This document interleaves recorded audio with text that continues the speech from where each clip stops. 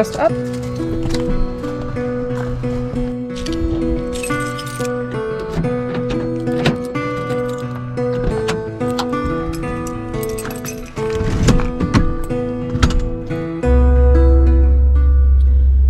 So I have a little story I want to share with you guys, little life update, but we're gonna go for a drive and find a nice spot to hang out and chat, even though it is a very dreary and a bit rainy of a day. So let's go find a spot and I'll share my story.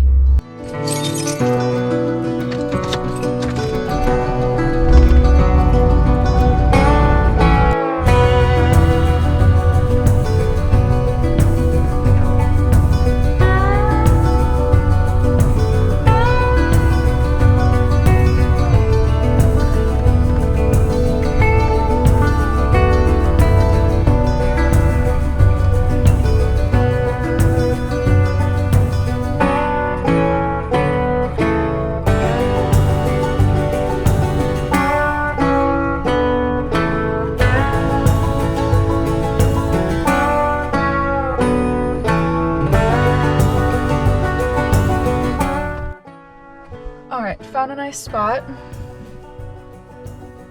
Do you think Shasta a good spot to chat?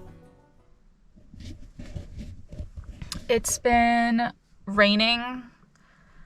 Mostly actually, yeah, the last 2 days actually. We had a really sunny day on the 1st, and then before that it was like pouring like days straight. So the ground is really saturated. So I wanted to make sure I pulled off in a spot that I wouldn't get stuck.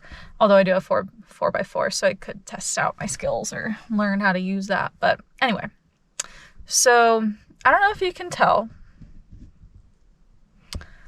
There's nothing on the back of my truck. 3 weeks ago, today is January 3rd, on December 12th, I think it was, I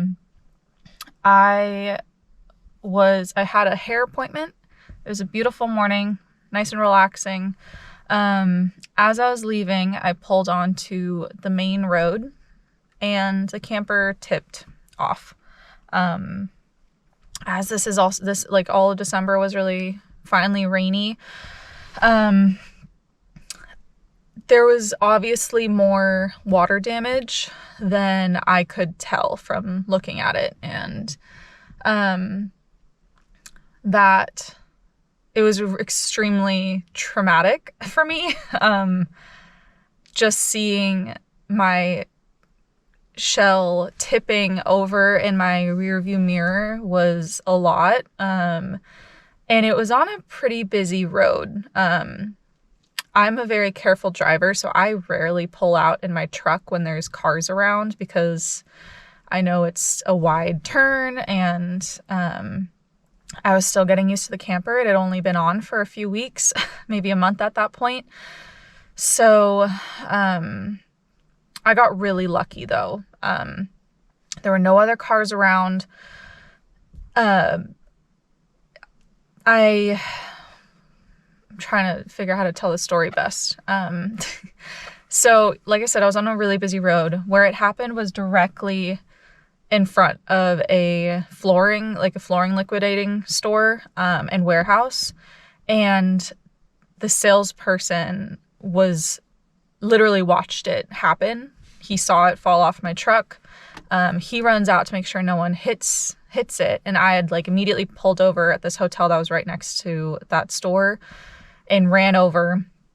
And we both together dragged it out of the street as fast as we could. Luckily, that was like the only time I've ever seen that street be slow for 2 minutes. It seemed my heart was racing. It was extremely overwhelming. So we pull it into their parking lot, or actually onto the sidewalk, because there's 2 of us. And I know I didn't film this, but we needed a jack to pull it off of the guy's truck and put it on mine. So if you can imagine just muscling this with 2 people out of the street, it was very heavy. We kind of just rolled it. It was already damaged at that point that we were like, it doesn't matter. And he was kind of talking to me about it. And I was like, I don't think we can save this. Let's just get out of the street so that no one hits it and hurts themselves. So So we pull it as far as we can, and his coworker was coming. So his coworker arrived like 5 minutes later, and they were able to roll it the rest of the way into the parking lot. And I'll show a little clip. You can kind of tell sort of where the main road is from this video and where it was placed. And I think actually before the coworker came, this whole afternoon happened so fast, and it was such a blur. And like I said, it was really traumatic and stressful for me. Despite nothing really going wrong, no damage happening to other people or to my truck, the shell is obviously destroyed. Anyway, I'm jumping ahead. So I'm taking off the one side of the camper shell that was still attached to my truck that had ripped apart, unscrewing the clamps and stuff. And as I'm doing that, he's talking to me he's trying to help me figure out how we're going to take it, how we're going to move it. And I just was so out of it and overwhelmed, and he was just talking to me, and I was just trying not to cry to the stranger, this very nice stranger. He was talking to me, and I was just like, I don't know. I was like, we can't put it back on my truck as it was, obviously. I don't have ratchet straps. I don't have anything or anyone to help me make sure I can get it 20 minutes on the highway. That was the problem. If I lived in the town where it happened, because I have to get on a highway where you're going 55, which isn't that fast, but obviously with stuff in your truck, you're supposed, it needs to be tied down. So he was just talking at me with all of these options, which was really helpful, but in the moment being traumatized and trying to put my brain back into work duty, we got to figure this out. I was just kind of shutting down, but also trying to stay in the moment to actually figure things out. And he finally was like, if you don't want to figure out a way to fix this, if you think that this is pretty much destroyed, we can store it for you in our warehouse. I have a forklift. I can put it in the warehouse overnight and bring a couple Sawzalls tomorrow, and we can tear it up and put it in the bed of your truck. It'll be much easier to haul, and much easier to transport to the dump. So that's what we did. The next morning at 8 a.m., my brother and I went to the warehouse, and it was a big, there's a car passing us. So my brother and I went to the warehouse, and we started taking it apart. It was actually the guy who helped me the day before, and I were tearing apart the camper. And I'll put some footage of what it looks like now in pieces. I did not take it to the dump. And the total, it took 30 minutes to rip this thing down into strips that would fit in the bed of my truck with just a rope on top. His tools were great, worked really well. And the second we were back in the truck, my brother and I, driving back, I was upset for days. It really weighed on me, because I was just thinking about how it happened, why it happened. Was it my fault? Were the clamps faulty? Did the guy lie to me about how damaged it was? But despite that, once my brother and I drove away from the warehouse, a weight was lifted off my shoulders.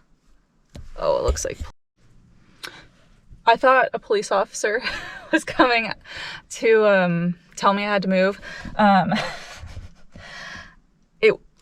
Side note, I don't think civilians should be able to have the same kind of cars that police officers have. It is extremely confusing and puts you on alert. Anyway, there was a huge weight lifted off of my shoulders after that was taken apart. And my brother and I were driving away. But like I said, I was for days running through all the scenarios of what could have happened, trying to figure out an explanation because it just seemed so out of the blue. I can't tell if the clamps were faulty. Obviously something snapped, it like ripped off the side bit that was clamped to my truck. So I just have no idea. And I think when I was talking to my dad about this, having like a panic attack about it, he just said, you'll probably think about this and why you could think about this the rest of your life. This could bug you the rest of your life, but what you do next and what you let go is definitely going to give you a bit more peace than if you just keep thinking about it.